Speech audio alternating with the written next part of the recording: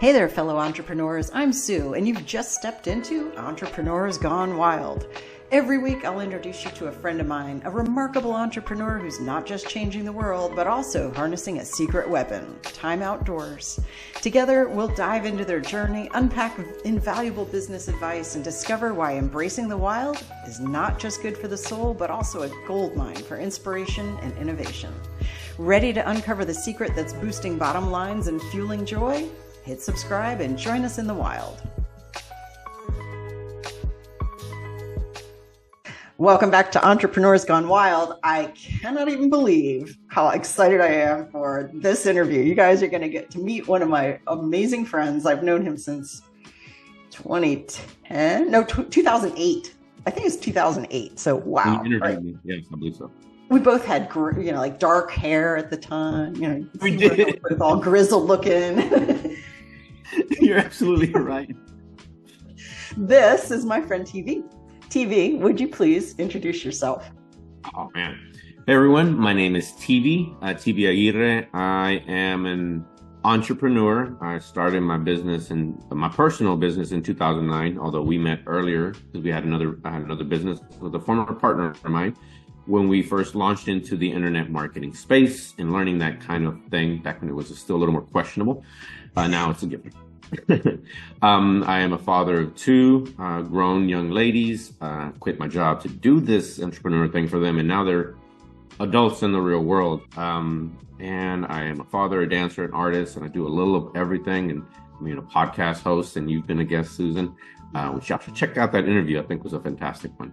And just a human being that's trying to make better of myself while making an impact on the world. Yes. You have no idea. All right. So if I were introducing you, so I wanted you to do it first, but here's my go-to. Teevee is like one of those humans that you love watching him just be a person because it's really cool. The way he has parented his kids. I've had the opportunity to, all right, what is it? 16 years now, right? Oh my gosh, that's crazy. So they were tiny when I saw, and, single dad trying to, don't have them all the time, trying to make the most of those times that you have together with them. And you were so incredibly purposeful. Here are things that I need to get into these girls' brains at a very young age. And we're doing this. We're having conversations where, it is so freaking cool. And I loved watching this. And I know, we both have gone through like good times, bad times, horrible times, okay times, all kinds of times. But that has been a constant, like just watching you be Teevee. It's amazing. So there you go. That's the thing. So, and you've done incredible stuff for clients. When we first met, you were just doing graphic artist stuff, and you made the logo that went on my book, like my book cover was you. Like that was the first thing. We were sitting there. I remember. That was at the Lake House event that we were. It was just like, so we've kind of, and then we staffed a bunch of events together. I was working for Nitro Marketing, and Teevee was a volunteer. Amazing. No, I think you actually got paid, right? Hopefully you got paid because those were crazy. Oh, when I went to that one. Yeah, I did the book cover design in Mass. Yeah, I was a vendor. I was getting paid. Oh man, thank goodness. Because all right, so it was Nitro Marketing. We'd have these 2 or 3 day events, and people would come in and we would build them entire websites like overnight. Hundreds and hundreds of these websites. It was crazy. And then book covers you were doing. We were cranking them out, but Teevee was my late night buddy. We'd just work until we dropped. Wow, we did a lot. I totally forgot about that event and designing that. That was, I was like, man, I need to block it out. I need to triple my prices, man, because this is killing me. It was insane. Yeah. It was insane, but man, and we're gonna be talking a little bit about an event that we went to that was outdoors. For me, it has played a huge role, and I'm dying to know. I was like, I wonder, looking back, what was it like for Teevee? Did this impact his life going forward? Did it change anything in his business? We walked on fire. We walked on broken glass. We broke arrows with our throats, rode horses, did high ropes course. I can't even remember everything else, but it was amazing. It was a pivotal point in my life, so can't wait to dig into it. And as you're talking, you're firing off new memories or memories that I had forgotten about. So we'll talk about it as much as you would like, because it was a really breakthrough weekend in many ways. I think it was for everybody. We cried, we laughed. We tried not to burn our feet off. And we were successful. Pretty much. We're walking, you're dancing. All right, so when I first met you, you were the first interview I ever did with an entrepreneur. And you and your buddy, Brad Costanzo, and some of the viewers may know him as well. You guys had built a really cool online business that was this wasn't being done back then. And I was terrified to interview you because I was like, oh my gosh, he's the real deal. He's like a real marketer. Oh my gosh, how am I going to, and you just made it really easy. And I had a great time. And here, 16 years later, I'm still interviewing people. What's funny is that you were so nervous and I'm nervous on the other end because, oh my God, I've never been interviewed before. Like, I hope I don't say nothing dumb. I still wasn't as well spoken, I think, as I am now, because I have a lot more reps. But I was like, oh, I've never been interviewed. So we're over here nervous about it. And then luckily we end up having a great conversation because you're awesome and I'm pretty awesome. You are awesome. It was just talking to a friend at the end of the day. The way Exactly. So we've got some reps in on this. Yeah. So I know your story, but I want to hear from the start there. What happened here? When we first picked you up, you were working at a grocery store. Like, not just bagging. I mean, you were managing. I was managing. Yeah. Yeah. Life was busy. Yeah, it was. So when you met me, I still hadn't quit. And honestly, this might be anniversary of our conversation. So we might be somewhere in between, because I'm about to be 15 years. On March 1st is 15 years since I did quit my job, since I did walk away. When you met me, I still was working in the business, and I was in management. I might have been a trainer because I had make it to the corporate office. Oof. And that was kind of cool because that's when I learned that I could actually speak well with no training at the time. It's funny because I was a non-trained trainer training people. They just said, here is our guidebook, go through it, share the information, and kind of best of luck. Like they gave me a room to kind of talk into, but outside of that, there was no real hands-on. It was like, you seem to have some natural charm. Do that. Do more of that. Train yourself and then train them. Essentially. And so I met Brad, back up a little bit. As a part of my training myself, I took improv classes to be more flexible, and actually made me refine what already was built into me, I suppose. And I took NLP classes. Yeah. And that's where I met Brad, which then gets us back to here. So that was part of the training for myself. And even then I was investing in myself. It was the largest expense I ever had. I was still working in the grocery business. They had sold a division of the company. And in doing so, we're going to get rid of the training department. So I'll go to the stores. I'm there. I'm still working. But I was also divorced. And at that point, when you met me, I was divorced, and I was trying to figure out how to make some money to do this and spend more time with the girls, my daughters. They were the motivation that inspired me even doing it and taking a risk such as learning. I ended up partnering up with Brad. It started doing okay, and that's around the time when you met me, because we were students in nitro marketing in Kevin Wilkie, and he lives in the area. So that all that was like tied to it. We had started this little business. It started to do well. And as a student of students of his, I guess he wanted to share that story. And that's how I got there. I don't know how much further you want me to take it, but from that point, that's what got me in that point to that conversation. We started to make some money, and it started to look like I might be able to pull this off at a bigger scale. And tell the business, what were you guys doing? It was cool. So we created a product in the dating niche as a whole. So basically, we talked a lot about this. I just hung out with him in Brazil, in Medellin, Colombia, 2 weeks ago for his birthday. Ah. So this all kind of comes together. Then now I'm talking to you. So we created a dating product, basically teaching guys. It was an ebook teaching guys how to do magic tricks to pick up chicks. I love it. That's what that was not the product name, but that's essentially what we did. It's like that's what we always called it.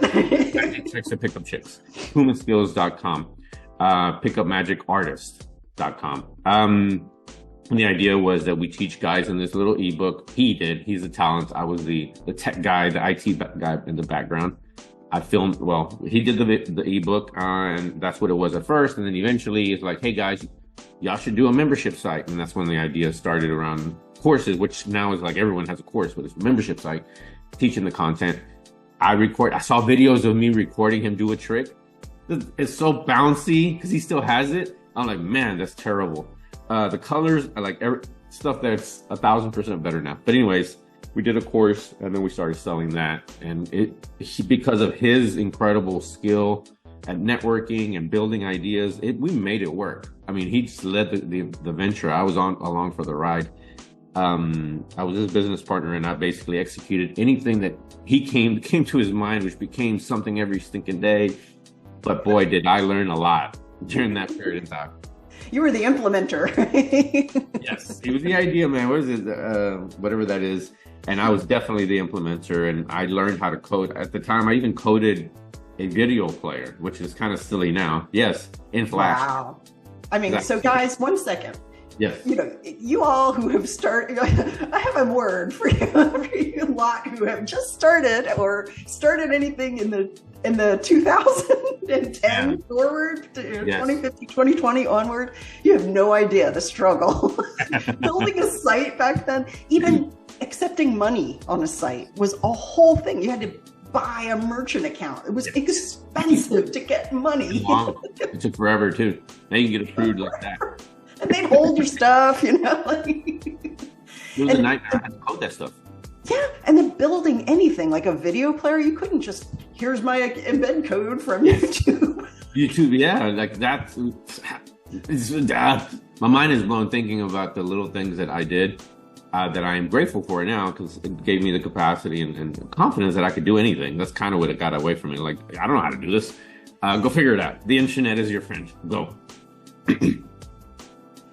It was crazy, man. And then you guys did another business. No, we didn't. See, so after that, well, what happened is he created a community of individuals in this market, in this niche, to be able to network and share product ideas and marketing and launch things together. That was the thing that was created from it. So what happened was it started to do well, and this is now starting to lead up to March or so. So it was early 2009. I'm looking, this is not my thing. I'm not trying to be a dating expert. I like being in the background. So I started doing improv. I was taking dance classes. I was looking at improving myself. Yoga. I was doing all these things like, I was wandering around the world because all these things were foreign to me. And now as I'm getting exposed, I want to do them. And he's noticing that I'm not as interested in the business. And he offers to buy me out. So he does. After that, he offers me, which I thought was I don't even know what it was, but it was plenty, and he pays me over the course of 6 months. Then he sells a business and moves to San Diego, and he's been there since. That's when I started, so I'm trying to figure out what the hell I'm going to do. What am I going to do? And then the idea of doing marketing for local businesses is when that kind of fleshed itself out, and now it's a really common thing, but at the time it was still relatively new. Hey, you can do marketing, SEO, PPC for locals. I like that idea because I think that was more in line with who I was, which is a more in-person kind of thing. I don't like, I can do big things, I suppose, but I like hand-to-hand. Yeah. I like here in the local space, getting to know these individuals. So I started doing that, and that's where it started to take off. Like, oh, wait, I might be able to make this a career. So that was the next business that I started, but together we went our separate ways. Okay, I thought didn't you have like the Garmin type voice thing too? So he started that on the side with someone else. Okay. Pigtones. I thought you had something to do with that, but no, he did that with a couple other buddies and hired developers and whatnot. I was an affiliate for him because I'm like, this looks really cool. This is, guys, I don't know how old you guys are. Like, you used to have to use another device. I'm old enough to remember a book, a map still, but you have to use a device, right? Susan, you used to use a device and that had maps on it. Garmin. These guys hired voice actors to basically layer in personality to those automated voices. And anyway, so that's what they created. And I was an affiliate, so we might have spoke So I was like mypigtones.com, and it was a decent idea, and I made some decent money off of it. I was not a partner though. I was okay. I got you. That was funny. I mean, yeah. Nowadays you could pick a voice on Waze, and there were no smartphones back then. You could so easy now. Garmin. It was this clunky thing. Yes, and it was way better than prior, which was a map. Correct. So I'm not complaining because I didn't have one. I remember printing out, like if I wanted to go take a trip to Plano, which is 30 miles from 50 miles from here, I'd have to print out a couple of pages of turn-by-turn directions. So, the good old days. That was the 90s, early 2000s. That was the 90s, guys. This was rough back then. Wild world out there. Oh my gosh. All right. So you get into local marketing. Yes. And then what happens? I struggle a lot. Because at the end of the day, and this is 15 years in, like I said, guys, so first 5 years, I couldn't get over the idea of like not doing anything with my hands, not coming home dirty and my back aching. Like, am I even doing real work? So whenever I did your projects, I just felt this idea of like I wasn't really working. And I didn't know how to be in business yet. Up until that point, I was in grocery since I was 15. So for 18 years of my life, people just walked in the door and I just made sure the stores were stocked, shelves were stocked, the floors were clean, and people were smiling and handling their eggs and bread real. So I had never worked on getting business. So that was a world of opening to me, like, how the hell do I do that? But eventually stumbled into networking, in-person networking, and found my way there.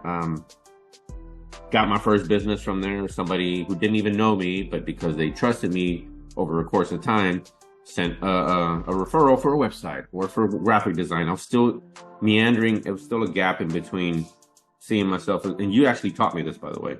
You didn't know. I don't know if I told you this, but people would refer to me as Teevee, the graphic guy, like the website guy. So they would always refer business in that space. And I was still transitioning when I realized, no, I can't be that guy. I got to be Teevee, the marketer.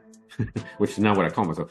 I have to be, when you associate me, you have to think of myself as a marketer, because I don't want to be hustling for web graphic design work all the time, because that's one off.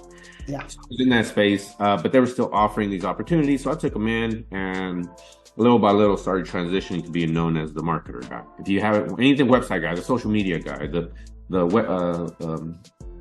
web ad guy, you want to go to that, go there. And that's when I started to take off. I started to get some clients, and I started to gain confidence, and started to just make a decent amount of money to really pay some bills. I was still broke and behind on child support, but I was like, okay, I can keep going. And I did. But that's where I was then. And those are the roughest times, because now it's like, I know I can, but I'm starving every day, but I'm home with the girls. By that point, I had quit the job, and I was all in on trying to make this thing work. Yeah.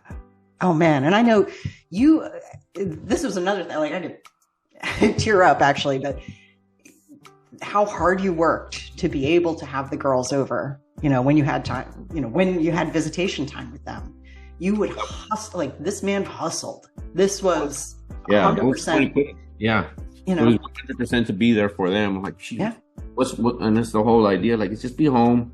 If I'm home, we can go to the park. I wouldn't have been able to do none of those things because I quit, because I was still in the retail business when I decided.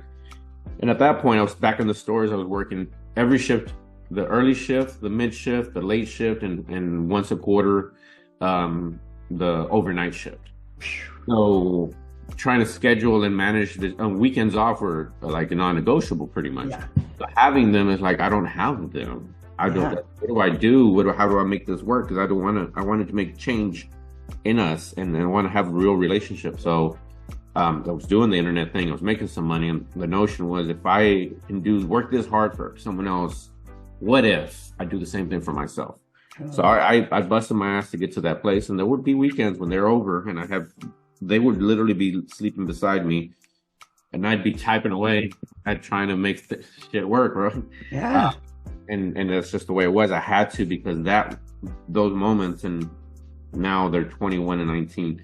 Those moments meant this is going to be worth the risk. I don't know how this works out, but it's going to be worth the risk. So I had to do it. And You did. And it was just so cool watching a dad love his kids that much, Like most internet marketers back in those days, right? What was the big thing? they would all go to San Diego. Like that was the thing. Like everybody moved to San Diego, and then everybody went to Costa Rica. It was like there were little trends, Yeah. big watches. This was the big thing. Fancy cars. This was the day when like, oh, here I am with my Lamborghini. I mean, there was a whole lot of this guy stuff, and it was all men. There were very few women doing anything. Versions of that today, but it was very much the sell the lifestyle, the dream, and Yes. get us to buy in. And I guess it worked enough to where plenty of people became Yeah. off of that, obviously. Oh man, it's wild. It's wild. All right, so you get to this point now where you're starting to make it work. What happened next? And then at some point, I started getting seeing that doing ads was where it was working. Social media ads, Google ads. So I started moving my business in that direction, and that's when it started to take off. And early on, I did pick up a client in the legal space that I did ads for, and she's still with me, by the way. It's 12 years later. She just celebrated her 12-year anniversary, and she shouted me out in the room because I was there at the beginning of her firm. And that's actually legal and advertising. Those two spaces are where it started to take off. That client helped spur